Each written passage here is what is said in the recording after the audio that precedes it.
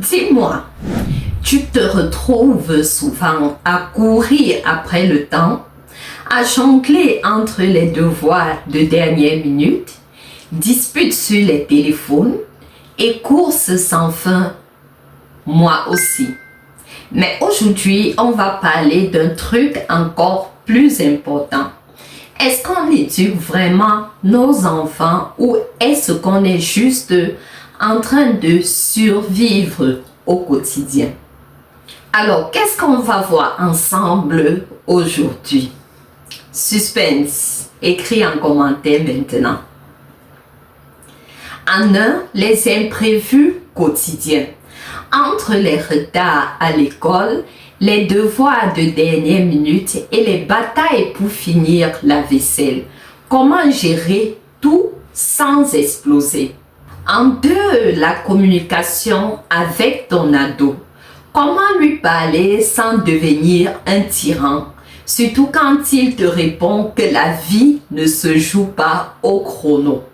Ou que c'était votre temps, maman. C'était votre temps, papa. Comment gérer cela? En trois, les règles de la maison et les négociations. Comment faire comprendre à ton enfant que même si ça n'a pas l'air, les règles sont là pour son bien et comment les rendre un peu plus faciles à accepter selon son âge, selon aussi souvent le sexe, parce qu'il a été aussi dit une fois, les filles comprennent rapidement que les garçons. Comment y arriver? Alors, commençons par le point 1, celui des imprévus quotidiens. Gérer les urgences avec humour. Tu l'as bien compris, parent, avec humour. Parce qu'un parent toujours nerveux n'a pas droit d'être. À bon entendeur, salut. Alors, la première situation qui revient tout le temps, c'est quand tout se bouscule le matin. Tu sais, ce moment où tu as l'impression que ton ado prend un temps infini à s'habiller, qu'il trouve toutes les excuses pour traîner et que tu cours comme une folle pour arriver dans son école à l'heure avant d'aller peut-être à ton propre boulot. Je parie que tu as vécu ce moment où ton enfant te regarde et te dit « Maman, la vie ne se joue pas au chrono. » Là, tu te dis sérieusement, tu es sérieux là? Qu'est-ce qu'on n'a pas déjà dit à nos enfants? Qu'est-ce qu'on peut donc donner comme solution à cette situation? Ce qu'on oublie parfois, chers parents, c'est que ces moments de chaos peuvent être l'occasion d'enseigner la gestion du temps et la priorisation à nos enfants. Plutôt que de crier et de stresser, essaie de structurer un peu la routine. Par exemple, mettre en place un système de récompense. Si tu es prêt dans les 10 minutes qui suivent, mon chéri, tu as le droit de choisir la musique pour le trajet jusqu'à ton école.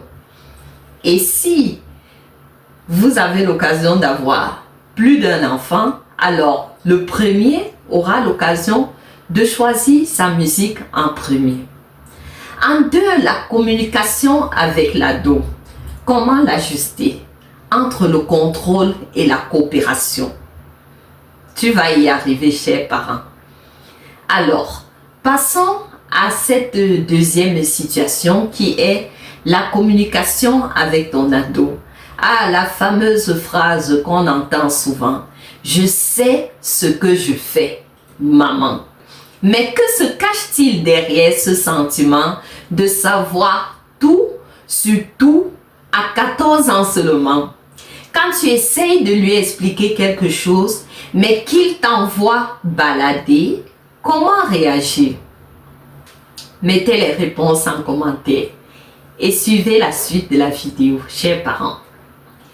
Ma solution est celle-ci. C'est là que l'écoute active entre en jeu. Oui, je sais, tu as souvent l'impression qu'il ne t'écoute pas, mais c'est peut-être parce qu'il ne se sent pas entendu. Un enfant qui ne se sent pas entendu n'écoutera pas son parent. Alors plutôt que d'imposer une règle, essaie de lui poser des questions ouvertes. Qu'est-ce que tu en penses? Pourquoi tu vois ça comme ça? Ça l'oblige à réfléchir et à échanger au lieu de se sentir juste réprimandé ou parfois même manipulé par toi, chers parents. En 3, les règles de la maison. Comment transformer ces règles-là en coopération? C'est une autre situation que beaucoup de parents rencontrent, c'est celle des règles de la maison. Que ce soit pour les devoirs ou pour la vaisselle, les responsabilités des tâches, où on se retrouve souvent à être les méchants parce qu'on impose des règles à nos enfants. Mais est-ce qu'il ne serait pas possible de transformer ces règles en véritable moment d'apprentissage et de coopération? Réfléchissez-en, chers parents. Pensez-y, chers parents. Ma solution est: implique ton ado dans la gestion des règles. Oui, cela est essentiel. Au lieu de simplement imposer un emploi du temps qui t'arrange, prends le temps de discuter avec ton enfant des différentes tâches à accomplir dans la maison. Par exemple, dire: ok, si tu fais la vaisselle ce soir, je m'occuperai de préparer ton plat préféré. Ou mieux, demande-lui ce qu'il pense de certaines règles et quelle alternative il pourrait proposer pour mieux vivre ensemble. Cela crée un espace de dialogue et de respect mutuel. Et c'est de ça qu'il s'agit, chers parents. Le dialogue et le respect mutuel. Voilà ce qui permet à ton enfant de se sentir compris et en paix avec toi. En conclusion, que pouvons-nous dire? Donc voilà, tu vois, ce n'est pas une question de pouvoir ou de contrôle, mais de trouver le juste équilibre. Gérer le quotidien avec un ado, ça demande une adaptation constante. Mais si tu mets en place de bonnes pratiques, tu vas voir que petit à petit, la sérénité va revenir.